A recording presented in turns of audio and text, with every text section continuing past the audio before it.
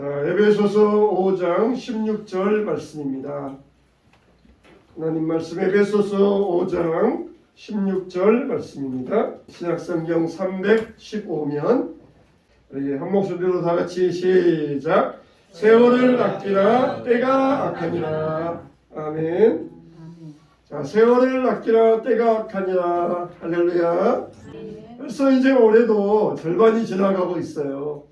2025년도 이제 5월달 거의 이제 6월달 되면 절반이 지나가고 그러는데 우리가 새해에 새로운 결심을 하고 새로운 계획을 세우면서 내가 새해에는 이렇게 해야 되겠다 그렇게 작정을 했는데 이 정도 지나놓고 보면은 참 다 까마귀 고기들을 다 삶아 먹어가지고 잊어버리기가 일수일 때가 많이 있습니다. 하지만 우리는 이때 다시 우리가 느슨해진 신발끈을 다시 조여야 되고 우리 허리띠를 다시 조여매야 돼요. 사람에게는 반드시 다 이 재충전의 시간이 필요합니다. 공산주의자들이 기독교를 없애기 위하여서 제일 먼저 한 게 주일을 없앤 거예요. 주일을 없애가지고 월화수목 금금금 그렇게 만들어 놨어요. 그래서 7일 동안에는 계속해서 일하게 만들었습니다. 그랬더니 사람들이 피곤이 누적되어 가지고 도저히 일의 효율이 늘지 않는 것이었어요. 여러분, 이와 같이 하나님께서 인간을 만드실 때에는 재충전의 시간을 갖도록 만들어 놓으셨습니다. 우리가 일을 하는데 일하는 것을 프로테이지로 나눠볼 수가 있어요. 80%, 10%, 5%, 5%. 이게 뭐냐면은 우리가 하는 일의 80%는 아무나 할 수 있는 일이에요. 여러분들이 하고 있는 80% 보면은 이거는 아무나 할 수 있는 일이에요. 그런 일들이 있습니다. 그리고 10%의 일들은 아주 어떤 일이냐, 훈련하면은 할 수 있는 일입니다. 내가 못하는데 조금만 연습하면은 훈련하면은 할 수 있는 일이 내가 하는 일의 10%의 일이에요. 그 다음에 5%는 뭐냐? 아주 전문적인 분야입니다. 전문적인 분야. 그리고 나머지 5%는 뭐냐? 나 아니면은 누구도 할 수 없는 그런 일이 있습니다. 자, 우리 인생에 있어서 이 나머지 5%, 내가 아니면은 누구도 할 수 없는 그 나머지 5%, 그 5%에 얼마나 내 인생을 투자하느냐에 따라서 그 사람이 성장하고 성장하지 않는데 판가름이 나요. 아무나 할 수 있는 80%는 누구나 할 수 있어요. 근데 대부분의 사람들이 어떠냐면은 아무나 할 수 있는 이 80%의 일에 대부분의 자기 시간을 투자하는 것을 볼 수가 있어요. 그러니까 앞으로 나가지는 않습니다. 성장하지는 못해요. 오직 나만이 할 수 있는 5%, 또 나머지 전문적인 5%, 이거에 우리가 대부분의 시간을 투자해야 우리가 더 좋아질 수 있는데 사람들이 이게 반대로 살아가고 있어요. 반대로. 그러면은 오직 나만이 할 수 있는 그 5%의 일은 뭐겠습니까? 그건 바로 첫째는 내 가족을 돌보는 거예요. 내 가족. 내 가족을 돌보는 것, 부모님께 효도하는 것, 자녀를 양육하는 것, 이거는 나만 할 수가 있어요. 누구도 대신해 줄 수 없습니다. 또 두 번째는 뭡니까? 내 영혼을 돌보는 거예요. 내 영혼. 내 영혼을 깨끗하게 하고 내 영혼을 하나님 앞으로 나아가게 하고, 이거는 누구도 대신해 줄 수 없어요. 목사도 대신해 줄 수 없어요. 오직 여러분의 영혼을 돌보는 일은 여러분이 직접 해야 됩니다. 세 번째, 우리가 나만이 할 수 있는 게 뭡니까? 내 몸을 돌보는 거예요. 내 몸을 돌보는 것. 내가 깨끗하게 관리하고 내 몸을 건강하게 관리하고, 이거는 누구도 대신해 줄 수가 없어요. 여러분, 배가 고픈데 누가 대신 밥 먹어줄 수 있어요? 아무리 배가 고파도 아무도 대신해서 밥 먹어줄 수가 없어요. 때로 보면은 어린 애들은 참 이 부모를 위해서, 엄마를 위해서 밥 먹어주는 것 같아요. 그래가지고 기분 나쁘면은 밥 안 먹어! 그러면서 엄마한테 막 짜증 내야 되잖아요. 그냥 엄마를 위해서 밥 먹어주는 것 같은데 이거는 철이 없어서 그러는 거예요. 우리가 신앙생활하는 것도 누구를 위해서 하는 것이 아닙니다. 바로 내 자신을 위해서 하는 것이에요. 우리는 정말 내 영혼을 돌보는 일은 누가 대신해 줄 수 없는 것이에요. 오직 내가 내 영혼을 스스로 돌보아야 되고, 그리고 이 오직 나만이 할 수 있는 5%의 일에 내 많은 시간들을 들일 수 있어야 돼요. 그래서 내 몸을 돌보면서 내가 지식도 쌓아가고 정보도 쌓아가고 또 그리고 창조적인 아이디어도 하고 거기 5%에 투자하는 데서 인생에 많은 자산과 성숙의 길이 나오게 되어 있습니다. 영화 배우들을 보면은 영화를 찍잖아요. 근데 어떻게 합니까? 대본을 받아다가 영화를 찍잖아요. 그러면은 그 대본을 받아다가 영화를 찍을 때 그 대본에 막 이렇게 화날 일이 나오면은 막 얼굴을 막 찡그리면서 막 화를 냅니다. 또 대본에 슬픈 이야기가 나오면은 막 눈물을 줄줄줄 흘리면서 울기도 하고 또 기쁜 일이 나오면은 막 박장대소하면서 웃기도 합니다. 근데 영화 배우들이 대본을 가지고 연기하는 것은 남의 이야기예요. 남의 이야기. 자기 인생이 아니고 남의 이야기입니다. 영화 배우들은 남의 이야기, 남의 인생을 마치 자기 인생인 것처럼 그렇게 만들어서 연기를 해요. 근데 사람들 중에도 자기 인생에는 별로 관심이 없고 남의 이야기만 관심 있는 사람이 있어요. 남의 인생에 누구는 이랬대, 누구는 저랬대 그러면서 남의 이야기에게만 관심 있는 그런 사람이 있어요. 자기는 돌보지 않으면서 나는 내 눈에는 들보가 있으면서 남의 눈에 있는 티끌만 빼려 하는 사람, 그런 사람이 우리가 되어서는 안 돼요. 남이 이렇게 남의 이야기를 가지고 영화 배우들은 연기하면서 그거 가지고 먹고 살지만 우리는 내 인생을 살아야 돼요. 내 인생을. 내가 어떤 사람인가, 어떻게 살아야 될 것인가, 그러면서 내 인생을 살아야 돼요. 예수님께서도 온 천하를 얻고도 목숨을 잃으면은 그 사람이 무슨 소용이 있겠느냐 그렇게 하셨잖아요. 아무리 많은 것을 얻었다 할지라도 인생을 잃어버리면 아무 소용이 없다는 것이에요. 어떤 목사님이 이제 형제들은 불신 가정에서 안 믿는 가정에서 혼자 예수 믿어가지고 목사님이 되었어요. 그래가지고 때로는 어린 딸을 저 지방에 할아버지 집에 보낼 때가 있어요. 그러면은 어린 딸만 지방에 명절돼서 어린 딸만 지방에 내려가서 할아버지 집에 가게 되는데 엄마 아빠가 목사님 사모님이 이 어린 딸에게 단단히 교육을 시킵니다. 야, 너 사촌 형들 언니 오빠 언니가 절해도 너는 절대로 절하면 안 돼. 알았지? 절대로 상 차려놓은 데다가 절대로 절하면 안 된다. 그러면서 이제 단단히 교육을 시켜놓고 보냈어요. 근데 이 아이가 가서 상 앞에 가서 절을 하고 말았어요. 왜 그러냐면 이 작은 아버지 중에 하나가 장난식으로 야, 너 여기 상 앞에서 절하지 않으면은 너는 이따가 세배할 때도 절하면 안 된다. 그러면 너 세뱃돈 못 받는다. 그 말에 얘가 속아 넘어가 버리는 것이에요. 그래가지고는 세뱃돈 못 받는다고? 안 돼. 그러니까 상 앞에 절하고 그리고 또 세배하고 돈 받고 그러고는 온 거예요. 그러니까 어린 딸이 왔으니까 목사님이 또 뭐라고 혼내지도 못하고 애한테 물어봤어요. 야, 너 하지 말라고 그랬잖아. 근데 왜 하고 왔어? 그랬더니 아빠 돈 준대잖아. 그러니까 내가 돈 준다는데 거기에 내가 어떻게 안 할 수 있어. 그러면서 돈 준다니까 하고 왔다는 것이에요. 그러니까 참 사람들이 그것이 철이 없어요. 돈 준다. 그러면 거기에다 홀딱 넘어갑니다. 근데 어떻습니까? 어린 딸이 세뱃돈 받아오면 다 누구한테 가요? 엄마한테 가잖아요. 엄마한테. 야, 맡겨놔라. 다음에 내가 너 줄게. 결국은 지가 한 푼도 못 쓰면서 엄마한테 돈 주면서 그러면서 홀딱 넘어가가지고 그리고 세배하고 와가지고는 돈 준대잖아 그러면서 그냥 속아 넘어가고 왔던 것이에요. 결국 인생도 마찬가지. 결국은 남의 인생 살다가 결국은 돈 벌어놓은 게 결국 자기 겁니까? 자기도 못 써보고는 그냥 인생을 마칠 때가 얼마나 많이 있습니까? 정말 이번에 어떤 이 분은 아주 그냥 돈이 많은 분인데 자식이 없어요. 근데 그렇게 아주 구두쇠래요. 모이면은 만나면은 차 한잔 안 사고 밥 하나 안 사고 그렇게 인색하대요. 그냥 자식도 없고 그냥 사는데 그렇게 인색하다고 소문난 그런 양반이 있었어요.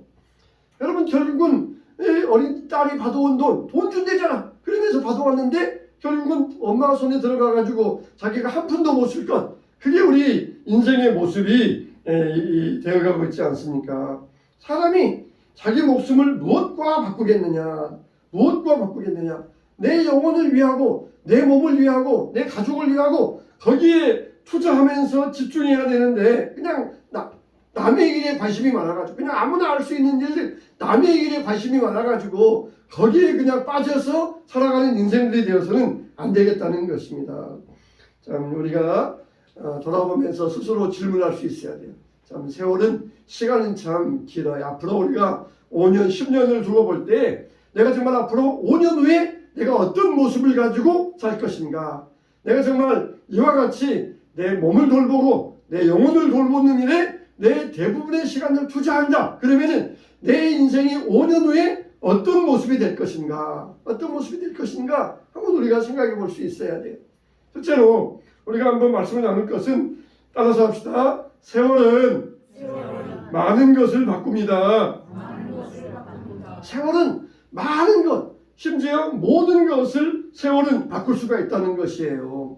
여러분 5년 후와 이 5년 후에 나와 5년 후에 다른 사람이 똑같이 출발했지만 그러나 결승점에 가면은 많은 차이를 나타낼 수 있어요. 세월은 마치 강물과 같습니다. 강물이 흘러가는데 내가 그냥 세월아 하는 대로 그냥 낙엽처럼 떠내려가면은 어디로 갈지 몰라요. 바다로 갈지 아니면 저쪽 개울에 처박혀 가지고 거기에서 좌초될지 아니면 강으로 갈지 몰라요. 그러나 내가 그 세월의 강에서 어떻게 해야 돼요? 열심히 노를 저어야 돼요. 열심히 노를 저어야 돼요. 그래야 내가 목표하는 방향으로 나아갈 수가 있습니다. 그래서 그냥 세월의 강에 그냥 몸도 아프고 또 머리도 아프고 그러니까 그냥 하루하루 살다가 그렇게 천국에 가야 되겠다. 그러면은 내 끝이 어디로 갈지 몰라요. 그러나 내가 비록 이렇지만은 내가 열심히 인생의 노를 내가 저어서 내가 원하는 방향으로 가도록 내가 그렇게 노력해야 되겠다. 그렇게 하면은 우리가 원하는 목표에 다다를 수가 있다는 것입니다. 그렇지 아니하면은 그냥 폭포로 그냥 확 떨어져 가지고 저기 어디 가서 물속에 빠져버릴지 아니면 딴 데 골짜기로 올라가 가지고 그냥 이 산골짜기에서 그냥 헤매고 말지 아니면 바다 그 넓은 망망대해에서 그냥 표류하다가 결국은 빠지게 될지 알지 못해. 우리가 노를 저어가야 돼요. 세월은 우리를 많은 것을 바꿀 수가 있어요. 그냥 가면은 여전히 그 모양이지만은 우리가 노를 저어서 내 인생에 정말 내 5%에 투자해야 되겠다. 그렇게 살아가면은 세월은 모든 것을 바꾼다는 거예요. 많은 것을 바꿀 수가 있다는 거예요. 많은 것을 우리에게 새롭게 만들 수 있다는 것입니다. 그래서 세월을 아끼라 때가 악하니라 우리에게 말씀해 주신 것이에요. 두 번째로는 따라서 합시다. 꿈을 꾸면 하나님이 축복합니다. 하나님은 어떤 사람을 축복하셔요? 꿈꾸는 사람. 우리가 밤에 꿈을 꾸면은 이거는 무의식이지만은 낮에 꿈을 꾸면은 의식 속에서 내가 뚜렷하게 생각하면서 꿈을 꿀 수가 있어요.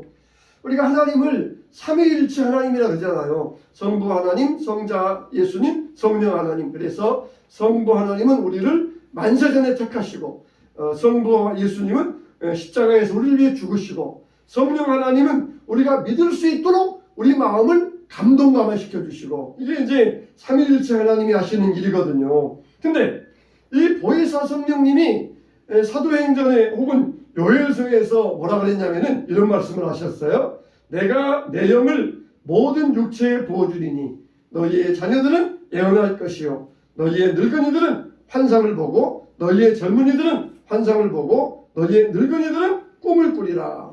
뭐라고요? 내가 내 영을 모든 육체에 부어주리니 모든 육체에 부어주리니 그러니까 내가 늙었다고 포기할 게 아니라는 거예요. 너희 늙은이들은 꿈을 꿀 것이며 젊은이들은 환상을 보고 자녀들은 예언할 것이라. 그러니까 우리가 모든 사람들에게 자기 역할이 있다는 것이에요. 젊은 사람들이나 해. 나는 늙었으니까 안 할 거야. 하나님은 모든 사람들에게 역할을 주셨다는 거예요. 모든 사람들에게.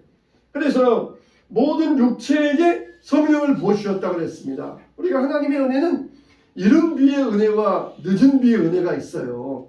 이른 비의 은혜와 늦은 비의 은혜가 있어요. 근본에 비가 쫙 왔잖아요. 보니까 아주 모내기 하기 좋은 비가 왔어요. 그래서 옛날 같으면은 이 비 오면은 농부들이 가서 막 춤을 추잖아요. 그래가지고 막 논에다가 물 잡아놓고 모내기를 하잖아요. 이번에 온 비가 참 모내기 하기에 참 좋은 비가 됐어요. 이렇게 이른 비가 와야 그 다음에 이 곡물을 심고 자라게 할 수 있어요. 그런데 추수하기 전에 늦은 비가 내려줘야 됩니다.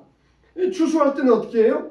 아직 곡식이 알이 나왔지만은 그걸 보면은 속이 비어 있어요. 속이 알이 안 찼어요. 근데 그때 늦은 비가 한번 쫙 오면은 속에 있는 알이 꽉 찹니다. 꽉 차게 됩니다. 이게 이른 비와 늦은 비의 은혜예요. 여러분들이 젊었을 때 은혜 받은 것은 이른 비의 은혜예요. 이른 비의 은혜. 그래가지고 젊었을 때 받은 은혜는 이제 모종을 하고 자랄 때 성장할 수 있도록 이른 비의 은혜가 왔어요. 이제 나이가 들어 늙었으면은 이제 우리에게는 늦은 비의 은혜가 있어야 돼요. 늦은 비의 은혜. 우리가 늦은 비의 은혜를 주시옵소서. 늦은 비의 은혜를 구할 수 있어야 돼요. 그래서 젊은이들은 환상을 보고 늙은이들은 꿈을 꿀 것이라.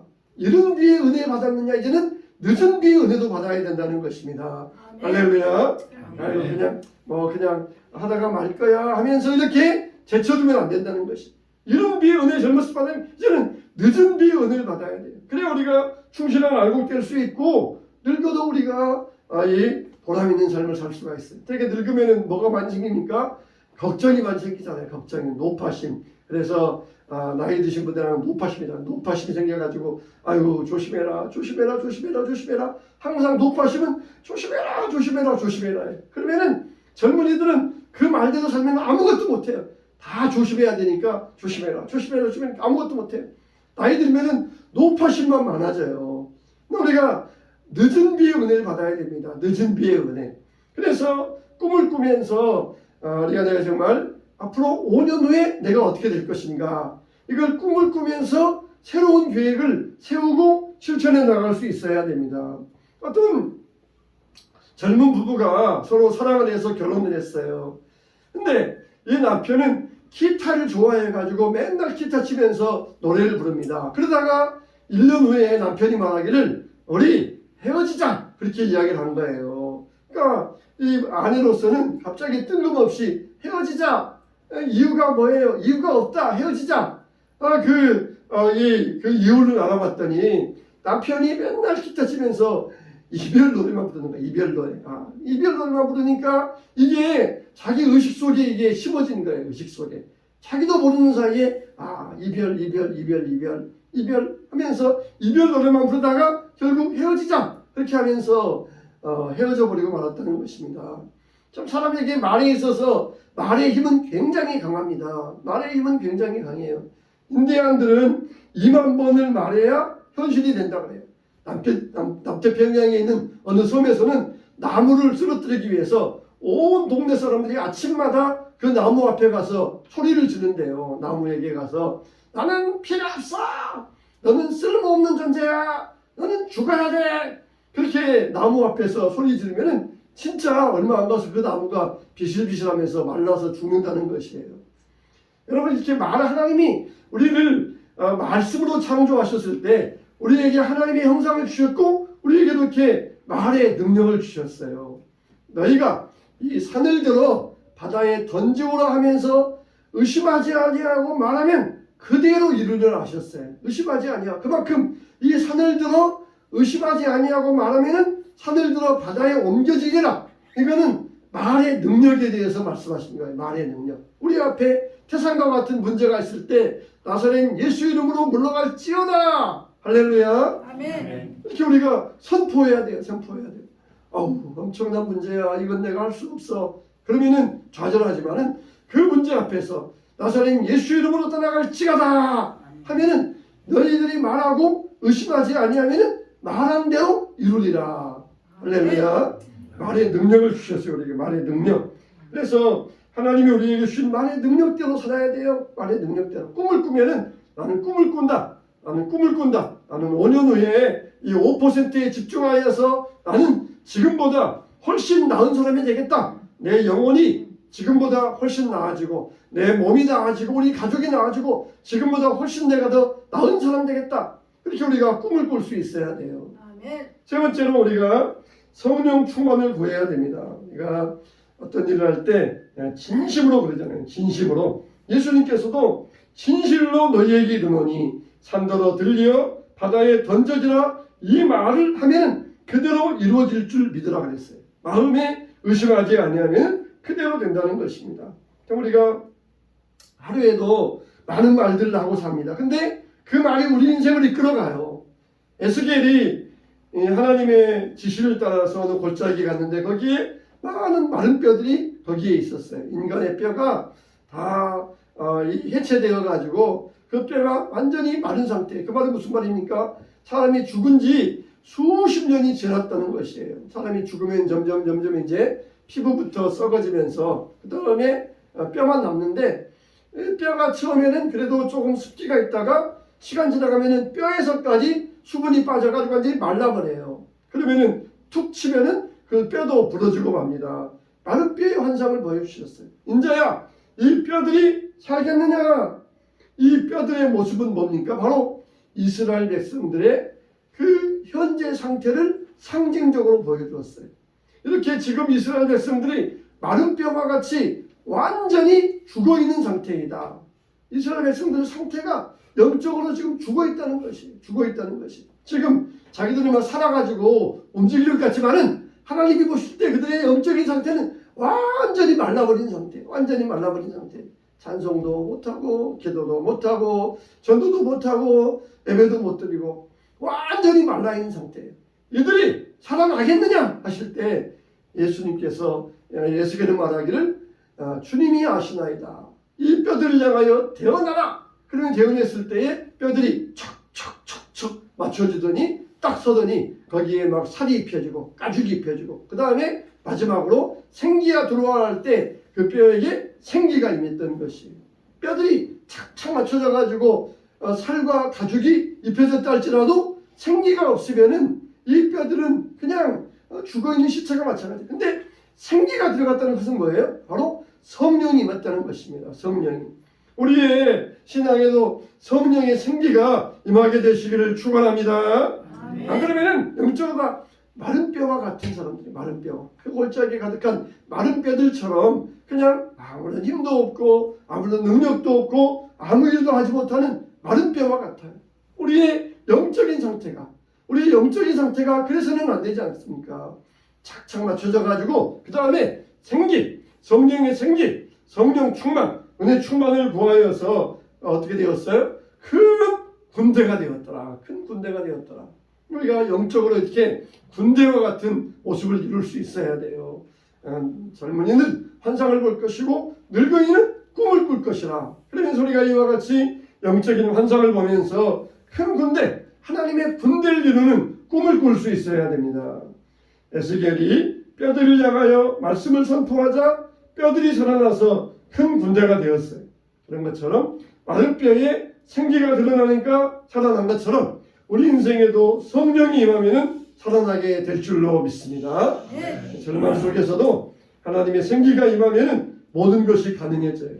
생기는 어떻게 들어와요? 성령은 어떻게 들어옵니까?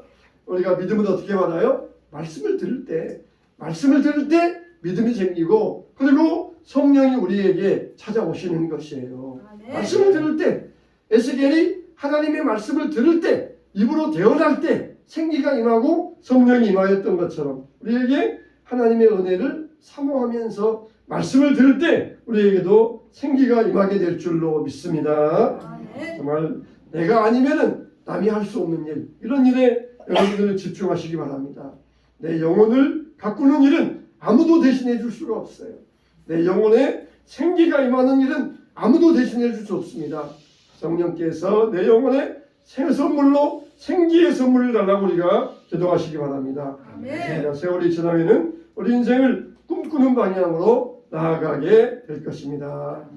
정말 올해 절반을 보내면서 나머지 절반을 어떻게 보낼까 반성하시고 앞으로 내가 5년 후에는 내가 어떤 사람이 되어 있을까 이걸 꿈을 꾸면서 나아갈 때 우리 교회도 5년 후에 어떤 교회의 모습을 이룰 것인가, 어떤 교회의 모습을 우리 교회가 이룰 것인가. 이제 다음 주에는 우리 교회도 31살이 돼요. 31살. 31년 되는 창립 기념주일이 다음 주일인데 5년 후에는 우리 교회가 어떤 교회가 그는 바로 우리가 꿈꾸는 모습대로 나아가게 될 거예요.